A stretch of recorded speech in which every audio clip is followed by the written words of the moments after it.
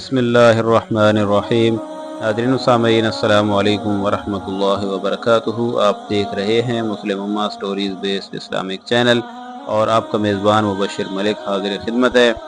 آج کی Islamic stories کی ویڈیو تھوڑی سی ہٹ کر ہے، کیونکہ آج ہم کوئی واقعہ بیان نہیں کر رہے، بلکہ آج میں آپ کو لے کر جا رہا ہوں تبلیغی مرکز مسجد ابو القاسم میں۔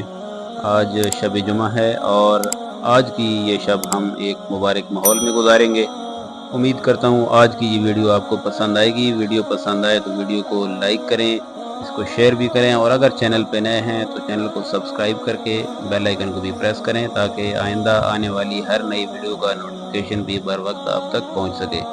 ناظرین سامعین، اللہ رب العزت جل جلالہ عم نوالہ نے انسانوں کی تمام کامیابیوں کا دار و مدار انسان کے اندرونی سرمایہ پر رکھا ہے۔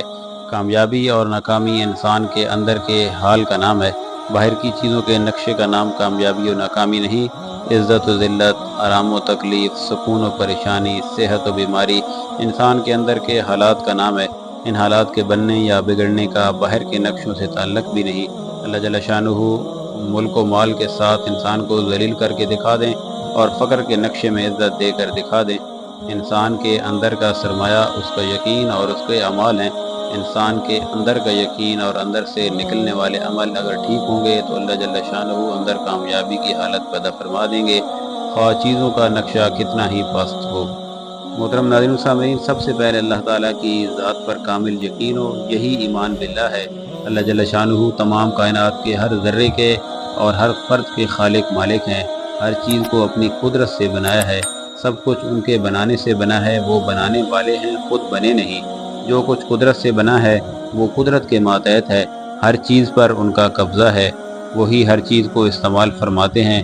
وہ اپنی قدرت سے ان چیزوں کی شکلوں کو بھی بدل سکتے ہیں اور شکلوں کو قائم رکھ کر صفات کو بدل سکتے ہیں۔ جیسے حضرت موسیٰ علیہ السلام کے پاس ان کی اپنی لاٹھی یعنی عصا تھا، تو اللہ تعالیٰ کے حکم سے وہ اژدہا بن گیا اور اژدہے کو پھر دوبارہ عصا بنا دیا۔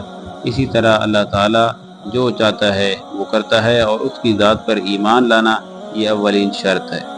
محترم ناظرین سامعین، اللہ تعالیٰ کی وحدانیت کے اقرار کے بعد اللہ تعالیٰ کے بھیجے گئے تمام انبیاء اور رسول پر ایمان بھی شرط ہے۔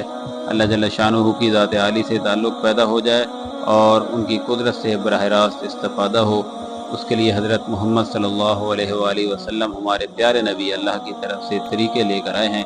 جب ان کے طریقے زندگیوں میں آئیں گے تو اللہ جل شانہ ہر نقشے میں کامیابی دے کر دکھائیں گے۔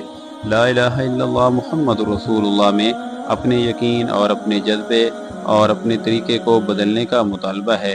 صرف یقین کی تبدیلی پر ہی اللہ پاک اس زمین و آسمان سے کئی گنا زیادہ بڑی جنت عطا فرمائیں گے۔ جن چیزوں میں سے یقین نکل کر اللہ کی ذات میں آئے گا، ان ساری چیزوں کو اللہ پاک مسخر فرما دیں گے۔ معزز ناظرین سامعین، اللہ تعالیٰ نے براہ راست فائدہ حاصل کرنے کے لیے ہمیں نماز کا تحفہ عطا فرمایا۔ 5 وقت کی نماز فرض کی گئی ہے، اور خشوع و خضوع کے ساتھ نماز پڑھ کر ہاتھ پھیلا کر مانگا جائے تو اللہ جل شانہ اپنی قدرت سے ہر ضرورت کو پورا کریں گے۔ ایسی نماز پر اللہ پاک گناہوں کو بھی معاف فرما دیں گے۔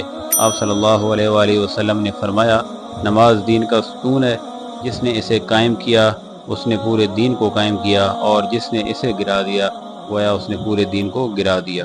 جہاں پر ہمارا دین ہمیں حقوق اللہ کے بارے میں بتاتا ہے، وہیں پر حقوق العباد کے بارے میں بھی کافی زیادہ زور دیا گیا ہے۔